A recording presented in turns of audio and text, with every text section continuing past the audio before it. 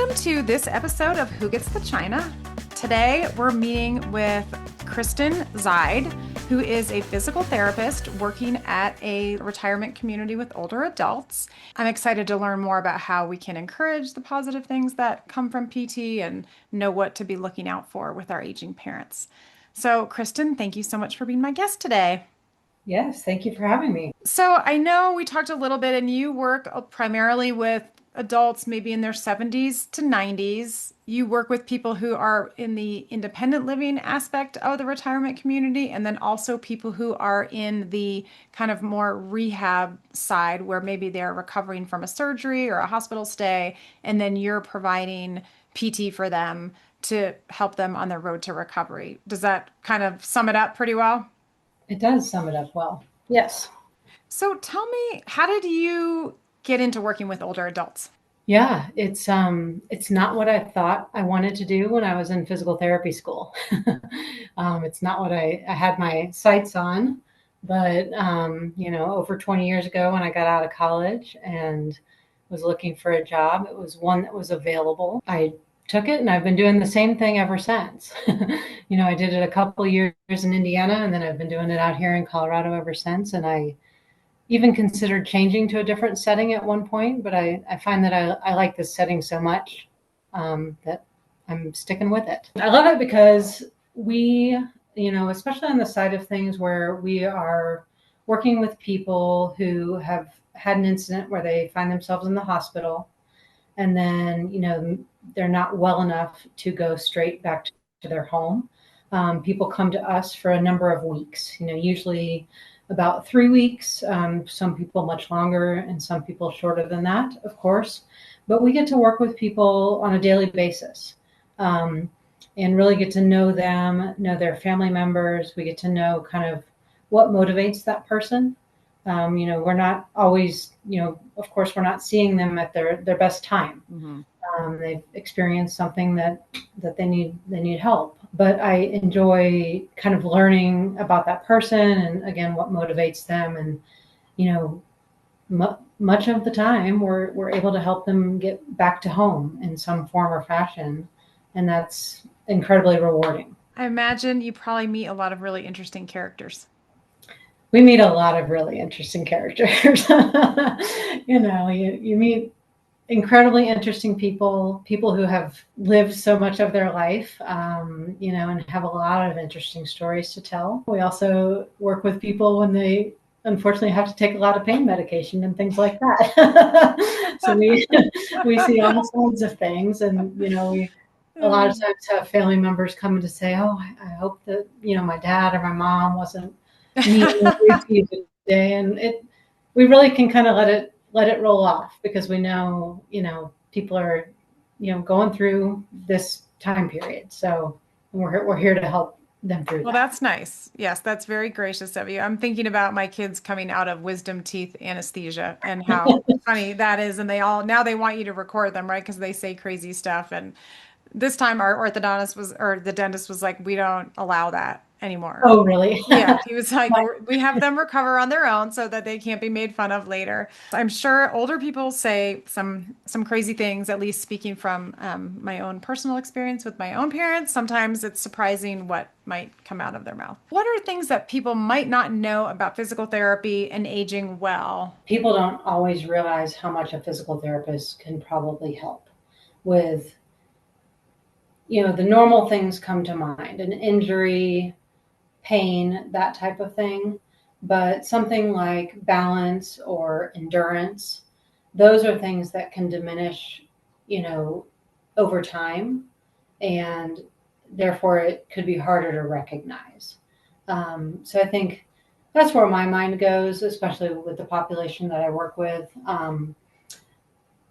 PTs can help with that.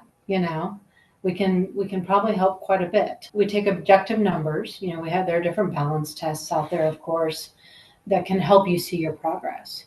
Maybe it's hard for you to step up on a curve with your cane, and we can make that piece better. Because we've made you stronger and made your balance better. Not that we have made it, but you have worked in a way to make yourself better. I always say, they say thank you for working with me. And I say, you're doing all the work. I just get to be along for the ride, and give you the next step to do. But I think those pieces are easier to, like I said, kind of sneak up on you, let's say. Um, so those are the pieces that can go unseen. So let's talk a little bit about how you can kind of come in after somebody's had a major health event and really transform their healing experience, not only physically, but also from an emotional, like a mental health standpoint. Yeah, How do you do that? yeah. So just kind of the overall process. Somebody has been in the hospital, then they come to our community again, like I said, for a few weeks at a time.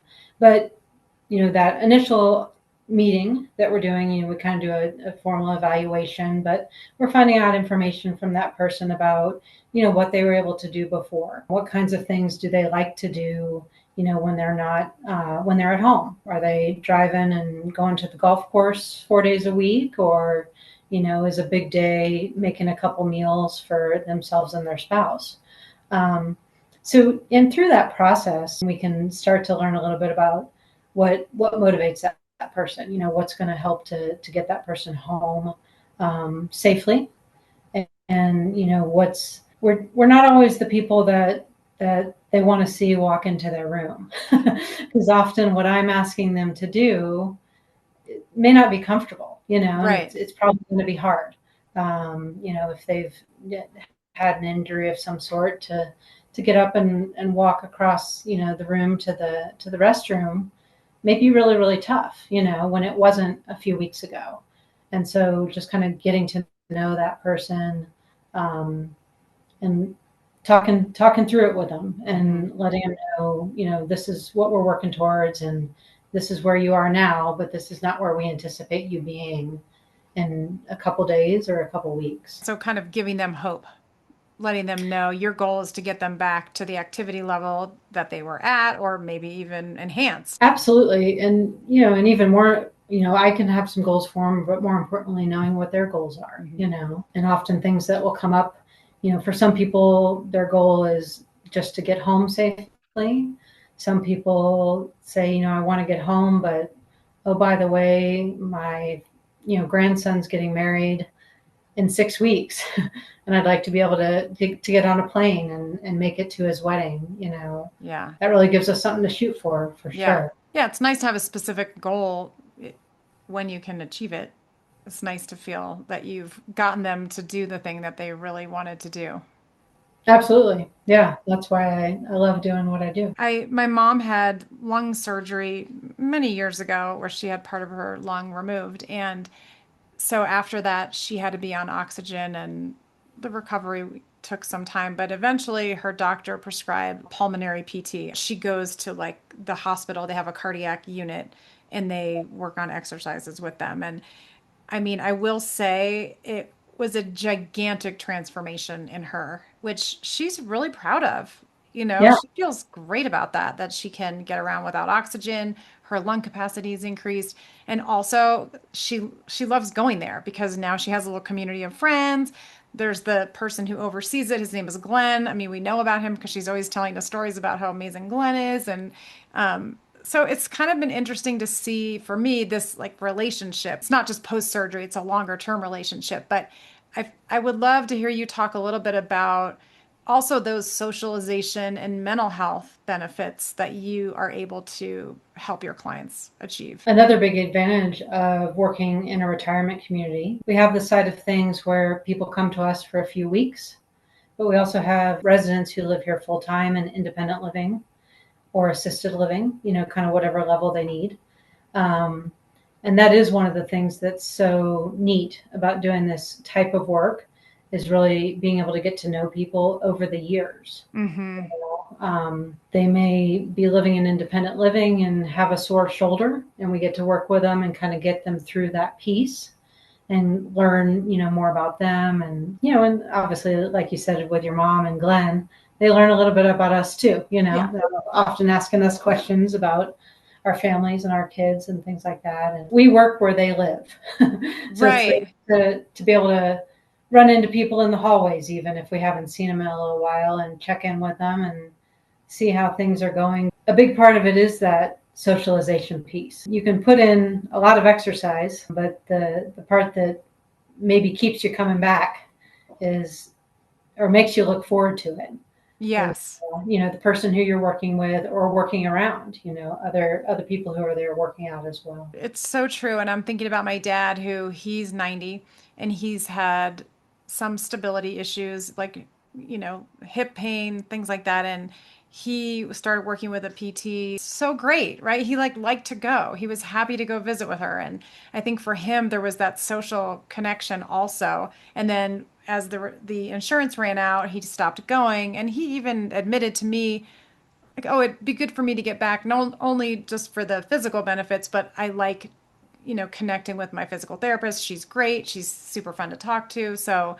there's that benefit that I think maybe we underappreciate a little bit. Yeah, absolutely. Looking for that continued connection, to continue to improve, or in the very least maintain what they gained. Hmm. Um, and a lot of people kind of know themselves that, I won't do this on my own.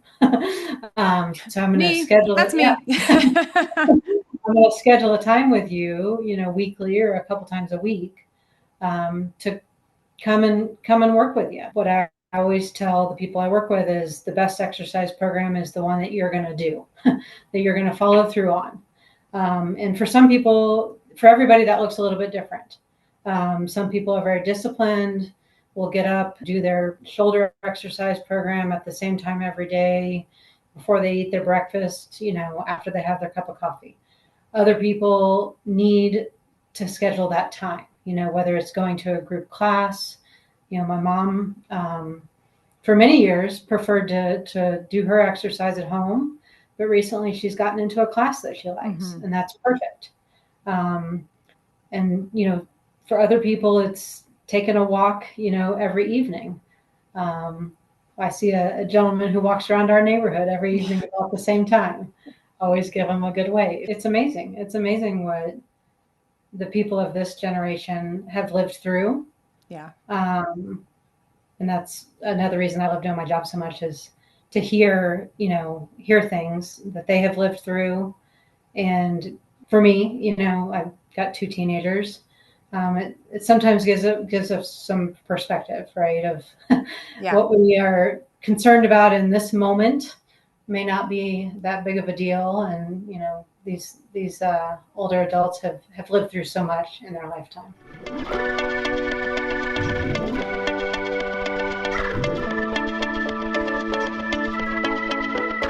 What are some things that I could look for in my parent that physical therapy could help them improve their quality of life or their safety? Some big areas come to mind. The first two that come to mind are pain and balance. So often, I think with older adults, they may have had a nagging pain, that they've dealt with. So many of these older adults have such a high pain tolerance that they may just keep on keeping on.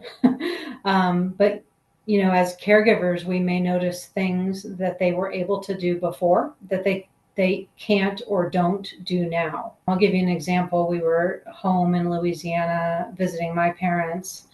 Um, and each evening, our whole family of 10 would get together for dinner. And my mom and I were working on extending the table. She was kind of holding her arm funny, when she was holding it up, and said, what's going on there? She said, oh, my shoulder gives me trouble. She's like, oh, it has for years. Uh-huh. Oh Like, my but gosh. lately it feels a little worse. And, these are the things that I'm not able to do. I'm not able to lift things, off the higher shelf and things like that. So I was able to give her some exercises. She's doing them. I need to check in with her to see if they're working or not.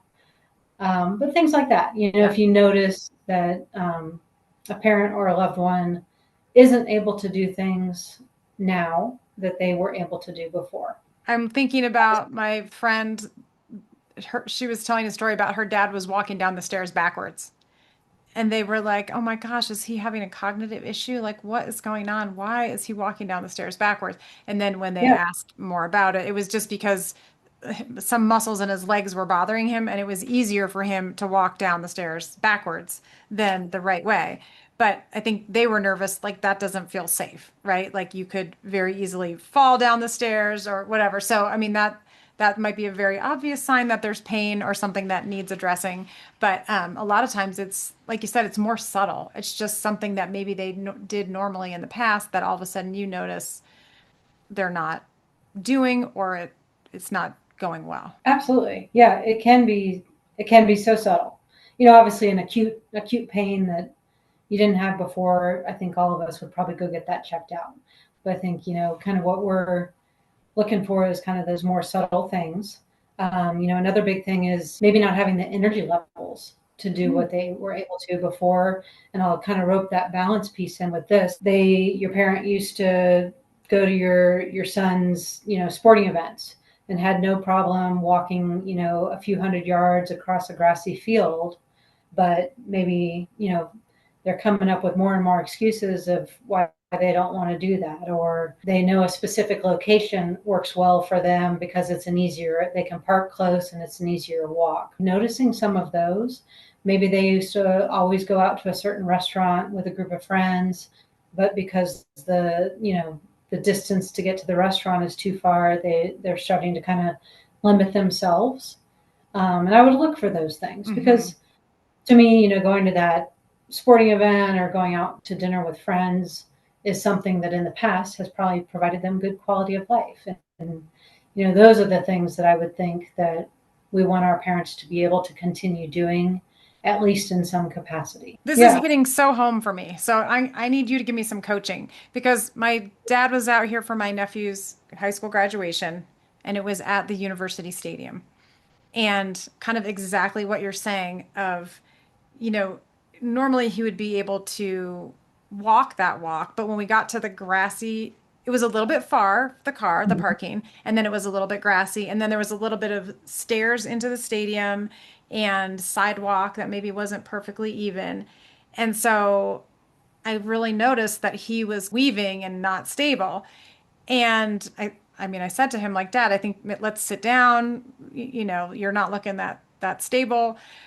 But I don't feel like I had the best way into that conversation. So, Yeah. like, coach me. I mean, what's a good way to acknowledge that with a parent and then positively try to get them to maybe take some action to seek some care? In the moment, getting through the situation at hand as safely as possible, right? But kind of giving them maybe an excuse and an out of why this walk may be harder. Let's sit for a minute and then, kind of taking a look at the next route to find the easiest one. Again, kind of just making that instance right there as safe as possible. But then, depending on the situation, exactly, maybe later that evening at a quieter moment or later that week at a quieter moment, maybe just kind of sharing generally observations of, hey, Dad, I noticed that to me, this seemed harder than what it has seemed in the past. Have you noticed any differences? And maybe he'll say, no, it was just a one off. I forgot to drink my second cup of coffee that day. I wasn't feeling well. Right. Or maybe he'll say, yeah, it has, I'm just not able to do what I was able to do before.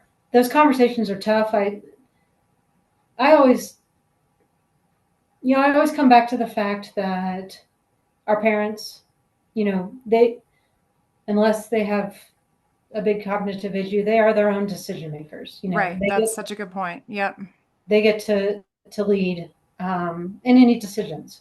We we all make decisions that aren't the best for us. I do it daily. I could exercise more. I could eat Right. better. We all do that.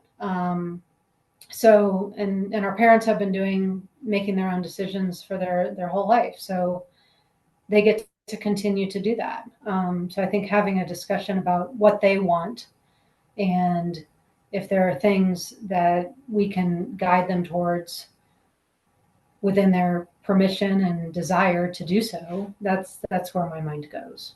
I love that because it's sort of circling around later. and not kind of shaming or embarrassing or making them self-conscious about it, because that's not going to get you to where you want to go. Um, and like in that moment, I kind of looked at my husband and I was like, how about, can you go bring the car around? Right? Like, so let's just kind of what you said, like, let's solve the problem for the moment and then we can kind of circle back around later. I've tried to continue to encourage, like, why don't you go back to PT, or, you know, let's take some steps to figure out what's going on. I haven't quite gotten there yet, but Going back to that, the best exercise program is the one you're going to do. Sometimes it feels so overwhelming. Um, I was talking to a friend of ours recently who's trying to help his parents. And, at one point I just suggested, like, taking if your parents have a long hallway, especially coming out of surgery or something, like if you did 5 laps in the hallway yesterday, try to do 6 today. I want to recommend um, things that seem doable.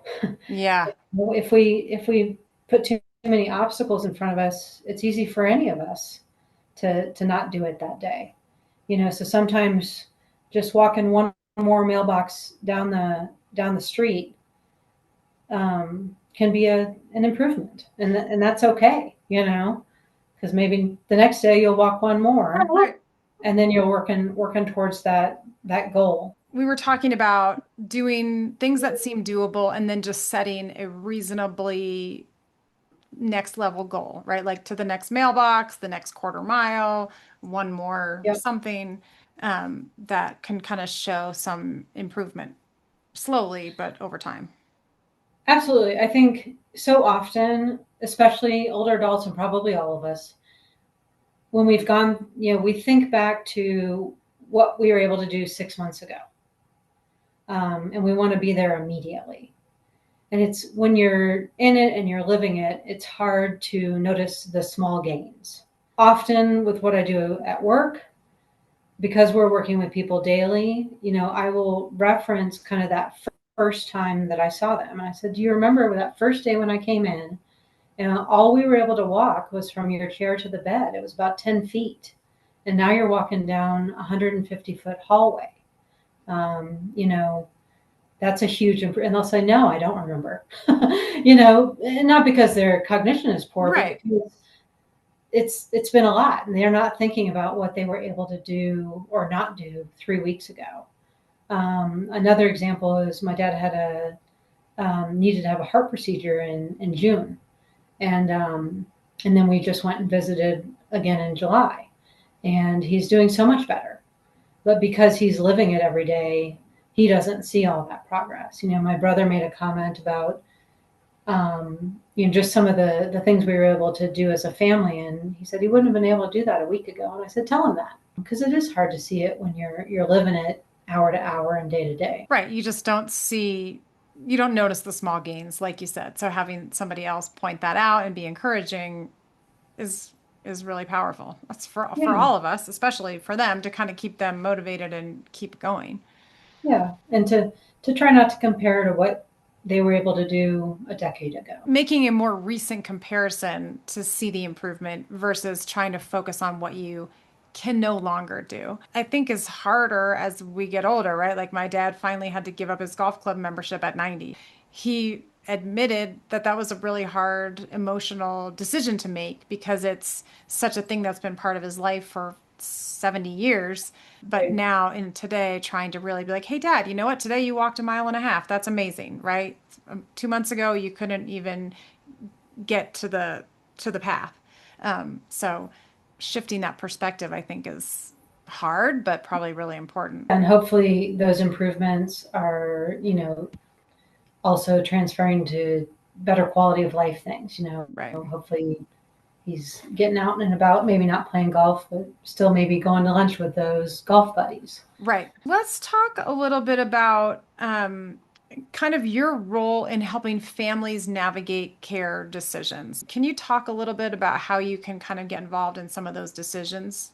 At the community where I work, so for the folks who are here for the short-term rehab, we are able to do a weekly meeting with most everyone who's here for rehab. And What we do is we sit down with the patient, the person, the rehab guest who we're working with, and then anyone who they also want to be a part of that. But we're able to kind of go through, what we're seeing, and we are talking about what is going to be a safe discharge plan.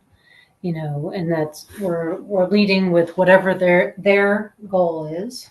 Um, Most often, it's to get back home or to get back to wherever they were living before. And that's the goal that we work towards. Sometimes people, will realize that they need a higher level of care, and that may be bringing more help into their home, either for a short time or ongoing. And that can look like maybe a couple hours of help in the morning, a couple hours of help in the evening.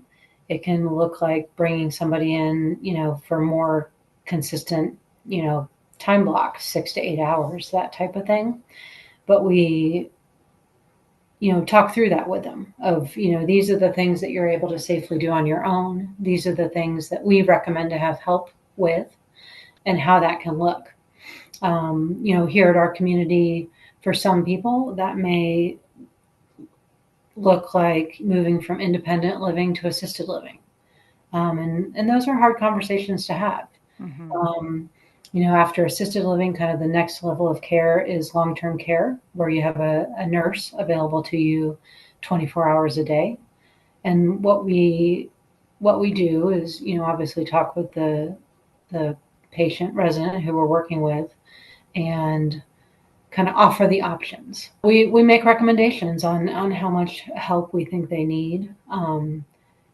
As can be expected, sometimes as caregivers, we think that person needs more help than they do. Mm-hmm. Yeah, And I was gonna say this is dovetailing into something I'm dealing with right now. yeah, and depending on the situation, especially if they're living in their own home, that they get to decide. They get to decide. Ultimately, is what it comes down to. But what we can do as healthcare workers and healthcare professionals is give them examples of why we feel like help would be a good idea. I'm thinking for my mom, right? She's doing great, but she's got medication. She's got like appointments to make that sometimes get to be too much, or my dad is getting older, needs a little bit more help. I struggle to tell my mom why she would benefit from having a twice a week somebody come in and support them. She's like, "Oh, I don't need that." Yeah. Like talk about that. How do you give some examples for people so that they can come to the good decision on their own? Yeah. And I try to do it in a way of offering suggestions, or, again, in my role are recommendations, giving the caveat that they get to decide. But, there's some pretty clear cut things. You weren't taking your medication right. You ended up in the hospital. We recommend you have help with medication.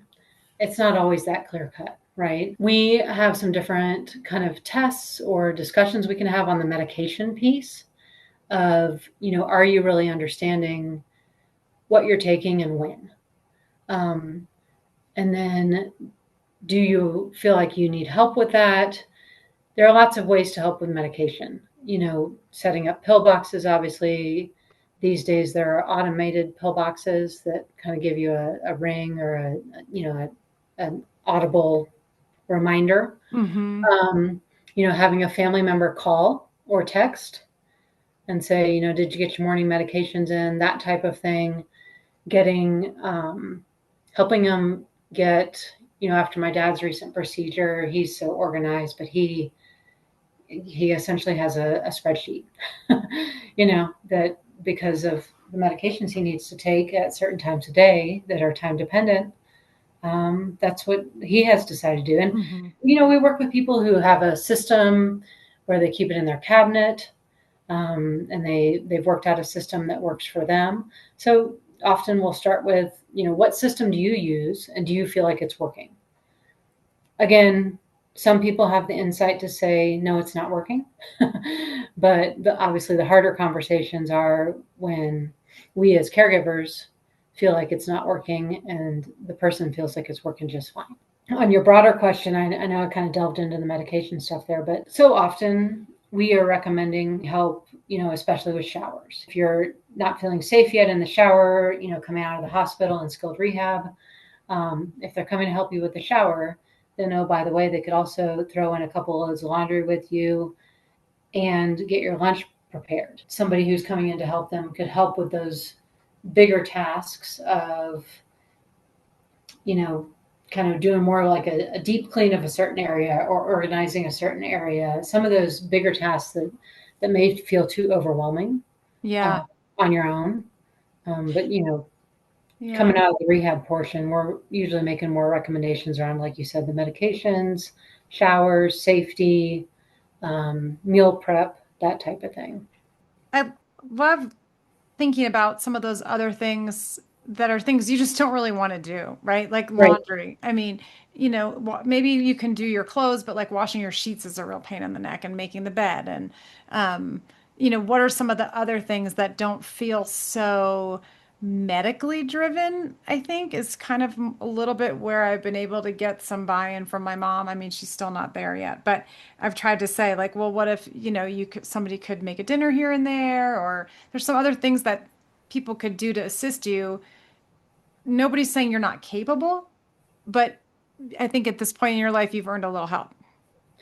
You've earned a little help, and so often what we kind of talk about too is having someone else do some of those things for you so that you can save your energy to do the things you really want to do. Yes, you can get the tasks done, but then did you wear yourself out and then you're not able to go to lunch with your friends, meet up with your family for dinner, that type of thing. So having somebody else do those high energy tasks so that you can kind of save your energy for something more exciting. Yeah, like prioritize what you really want to do with your time. And I interviewed the woman that's in charge of creative aging at the Denver Art Museum, and she's amazing. And one of the things that we were talking about was how important creativity is. But a lot of times, I mean, of course, for your whole life, but as an older adult, it really can be, I mean, you probably know this too, like a great way to connect, a great way to use different muscle groups, things like that. But it can be something that you prioritize last.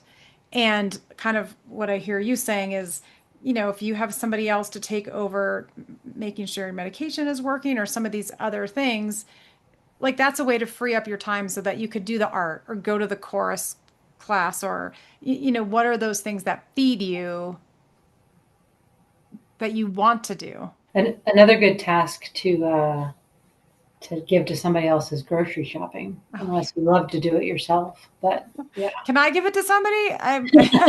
I'm ready to give that away. Just talking with you, I've learned a lot about what physical therapy is above and beyond how I view physical therapy. But I haven't appreciated the positive impact that a physical therapist could have on my parents or on other older adults. So hearing you talk about all the different ways that a physical therapist gets involved has been awesome. Like I've now got a nice list. I've been taking notes how I can go back to my dad and be like, "Okay, here's what your PT could do for you. Let's bring it back up and let's see if we can get you back in." I joke that even though I'm a PT, because I'm their daughter, my parents don't always listen to my advice. But working with that professional, that PT, can help be a sounding board. Something as a PT that I say to someone may, come off different than if their daughter or son was saying it to them. They may just hear it differently. For sure. I love that your mom was willing to take your advice on the shoulder. I know now I've got to follow up with her though and see if it's actually helping. I told her, I was like, I'm going to start you with this, but if it doesn't help, I've got other things we can do. Yeah. Well, is there anything that I didn't ask that you want to make sure you chime in about? I feel like we covered a lot of ground.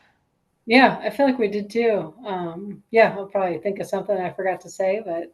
Well, thank you for being here. Thank you to my listeners for listening today. And if you have questions or concerns, you can email us at info@whogetsthechina. And please listen and review. And if you know an older adult that might benefit from our conversation or a caregiver, please share this episode. Thanks so much for being here, Kristen. Oh, thank you so much for having me. This was fun.